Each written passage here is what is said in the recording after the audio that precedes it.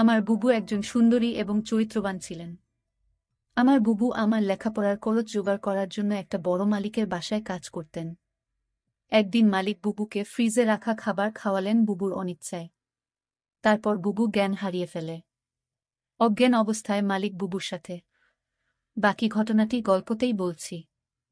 আমার বুবুর যখন বিয়ে হয়ে যায় আমি তখন ক্লাস 9-এ পড়ি। স্কুল থেকে ফিরে শুনি আজ বুবুর বিয়ে। আব্বা আমাকে বললেন, শিবু ঢাকা থেকে মেহমানরা আসবে, তুই এক ছুটে বাজারে যা, আফজালকে বল তার ডেকোরেশনের চেয়ার পাঠাতে। আমি এক দৌড়ে বাজারে চলে গেলাম। আফজাল চাচাকে যখন সব বলছি, 2টা প্রকাণ্ড গাড়িকে বাজার পেরিয়ে আমাদের বাড়ির দিকে যেতে দেখলাম।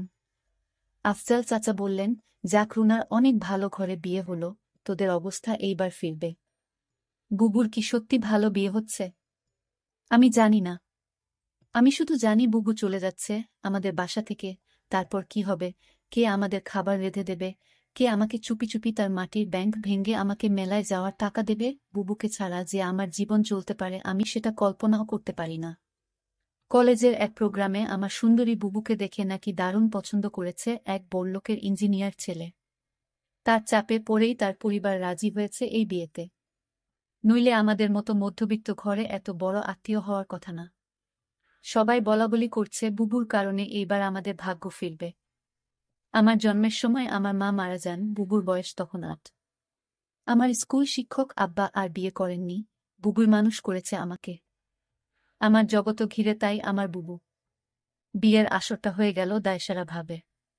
বিয়ে নাকি 2 পরিবারের বন্ধন, কিন্তু আমার সেটা মনে হলো না। পাত্রের বাবা সারাক্ষণ মুখ কালো করে রাখলেন। পাত্রের ছোট মামা আমাদের ঘর বাড়ি উঠান ঘুরে ঘুরে দেখলেন, মাঝে মাঝে নাক সিটকালেন, আমাকে ডেকে বললেন, তুমি কোনো ক্লাসে পড়ো? আমি কিছু বলার আগেই কেউ একজন বলল, শিবু পাইলট স্কুলে পড়ে, ফার্স্ট বয়, 5-এ বৃত্তি পেয়েছে, ক্লাস 9-এও পেয়েছে। আমার লজ্জা লাগল, কিন্তু ছোট মামা শুধু একটু নাক সিটকালেন।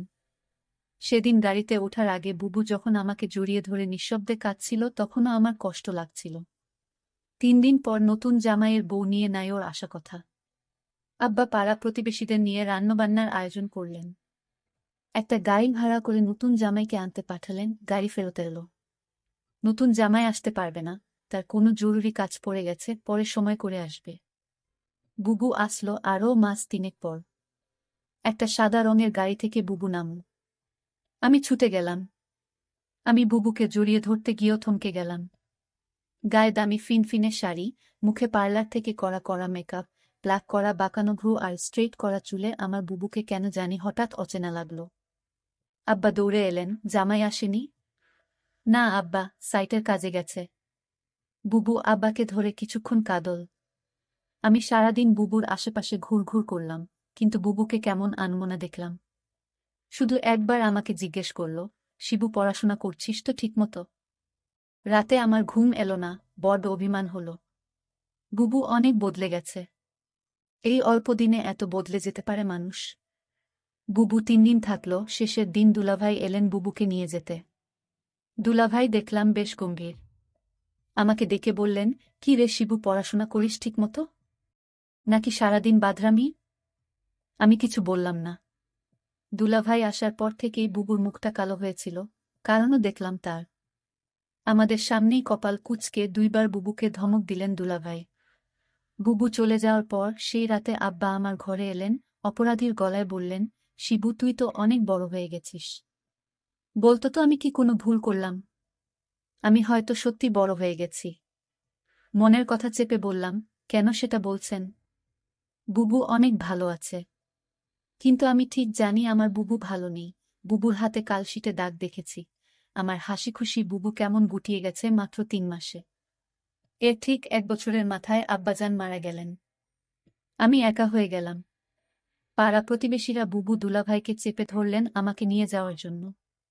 বুবু উৎকণ্ঠা নিয়ে দুলাভাইয়ের মুখের দিকে তাকাল। দুলাভাই কিছুক্ষণ ভেবে বললেন, শিবু চলুক, কাজে লাগবে অনেক।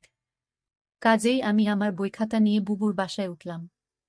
দুলাভাইয়ের পোস্টিং তখন আমাদের গ্রামের কাছেরই শহরে। ছোট ছিমছাম 2 রুমের বাসা। আমি 1 রুম ভাগে পেলাম। শহরের একটা স্কুলে ভর্তি হলাম। দুলাভাই চাকরির পাশাপাশি কন্ট্রাক্টরির ব্যবসা করতেন। একদিন আমাকে বললেন তার সাইটে গিয়ে কাজ তদারকি করতে। আমার স্কুলের ক্লাস মিস হতে লাগল। আমি বইখাতা নিয়ে কাজের সাইটে চলে যেতাম। সারাদিন কাজ শেষে বাসায় ফিরে খুব ক্লান্ত লাগত। আমার রেজাল্ট খারাপ হতে শুরু হলো। বুবু একদিন ভয়ে ভয়ে দুলাভাইকে বলল, শিবু ভালো ছাত্র, ওর পড়াশোনায় ক্ষতি হচ্ছে না তো? দুলাভাই তেতে উঠলেন, গরিবের ছেলে খেটে খেতে হবে। পড়াশোনা করে কি হবে? যতটুকু দরকার ততটুকু শিখলেই হবে। বুবু তাড়াতাড়ি বলে উঠলেন, ঠিকই তো শিবু, পড়াশোনা করে প্রতিষ্ঠা পেতে সময় লাগবে। তুই দুলাভাইয়ের সাথে কাজ শেখ, অনেক কাজে লাগবে। আমি বুবুর কথায় অবাক হয়ে গেলাম। এই বুবুই আমাকে তৈরি করেছে, সবসময় বলতো পড়াশোনা করে একদিন অনেক বড় হতে হবে। পড়াশোনা ছাড়া আমার আর কোনো কাজ নেই। আজ কত পরিবর্তন! আমি দুলাভাইয়ের সাইটে কাজ দেখতে লাগলাম। ক্লাস 9-এর একটা কিশোরের জন্য নিশ্চয়ই খুব সহজ কাজ না। কিন্তু আমি শিখতে লাগলাম, সাথে পড়াশোনায় করতাম সাইটে। সাইটের লোকজনের কাছেই খবর পেতাম দুলাভাইয়ের কর্মকাণ্ড নিয়ে।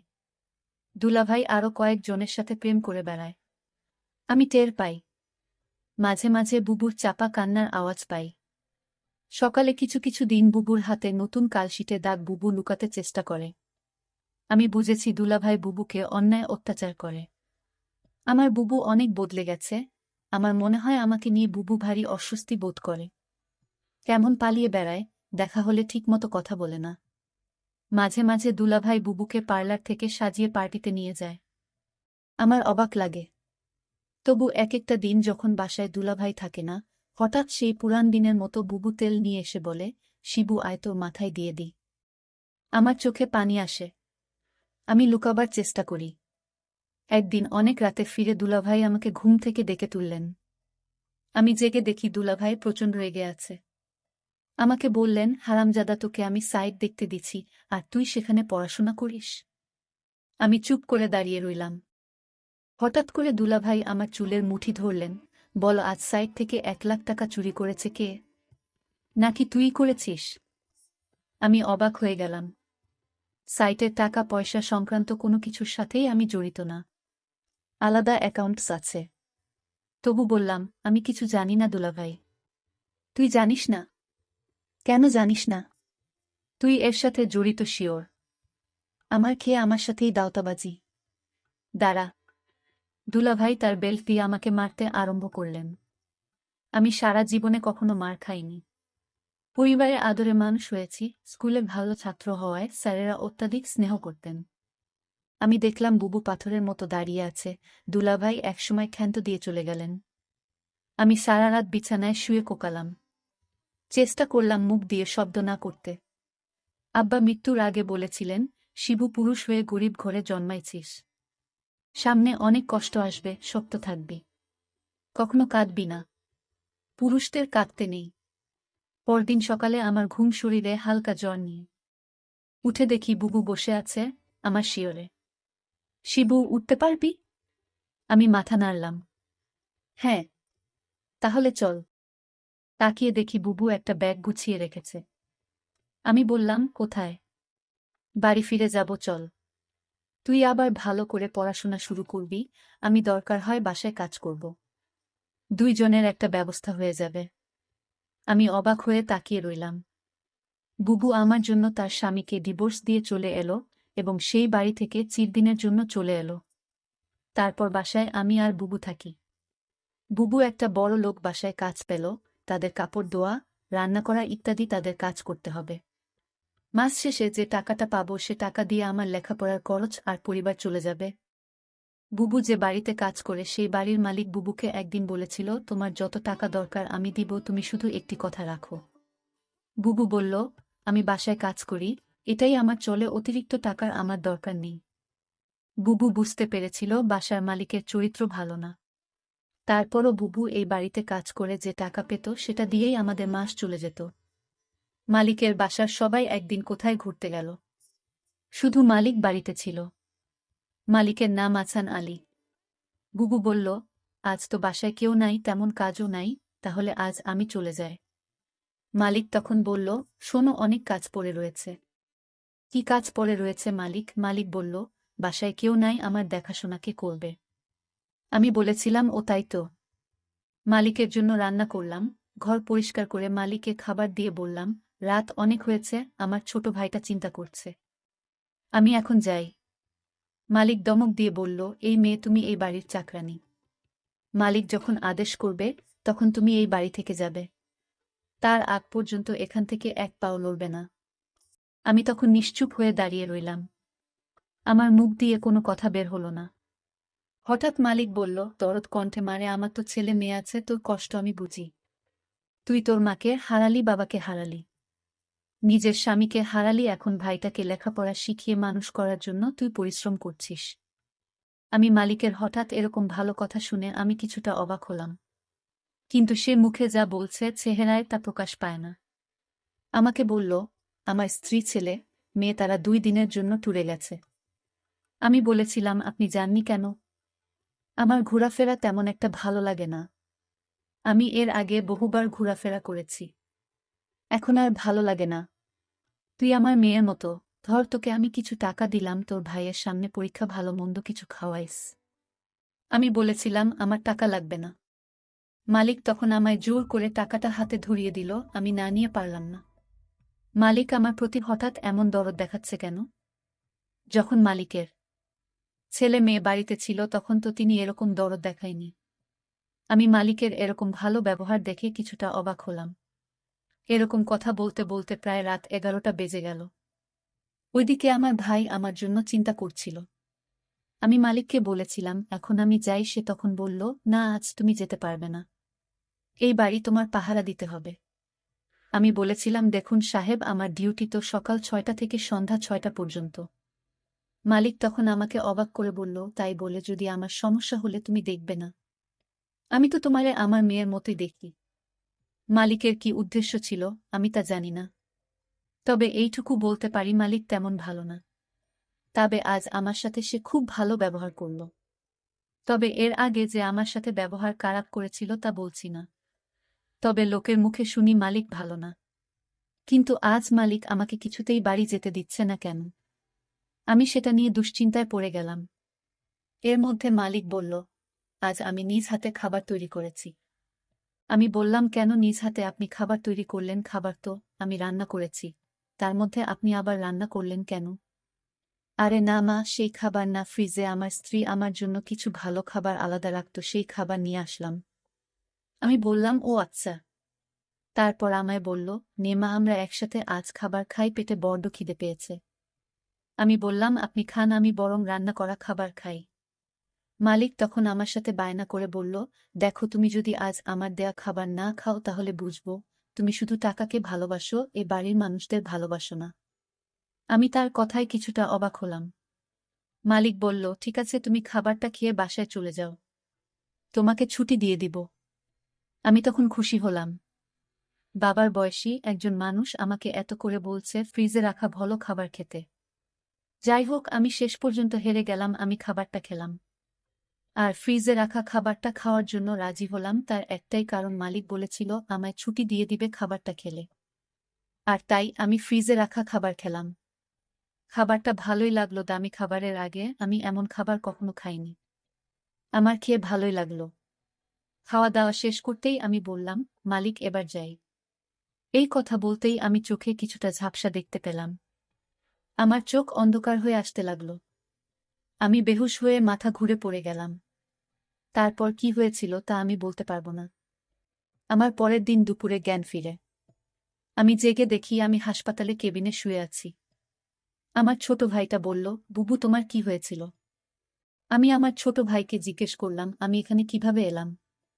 ছোট ভাই আমাকে বলল, বুবু, আমি তোমার জন্য অপেক্ষা করতে করতে কখন ঘুমিয়ে পড়লাম। আমি বলতে পারলাম না। কিন্তু আমার সকাল সকাল ঘুম ভাঙার পর আমি তোমার রুমে গিয়ে দেখি তুমি বাসায় ফিরোনি। আমি তখন দৌড়ে তুমি যে বাড়িতে কাজ করো সেই বাড়িতে গেলাম। গিয়ে দেখি তুমি মালিকের ঘরে অজ্ঞান অবস্থায় শুয়ে আছো। তারপর মালিককে আমি জিজ্ঞেস করলাম, আমার বুবুর কি হয়েছে? সে বলল, ঘুমিয়ে আছে, কি আর হবে। তবে তোমার বুবুর মনে হয় প্রেশার কম হয়ে গেছে, তাই ক্লান্ত হয়ে শুয়ে আছে। আমি বলি কি, তোমার বুবুকে হাসপাতালে নিয়ে একটা সেলাইন দাও, তাহলেই সব ঠিক হয়ে যাবে।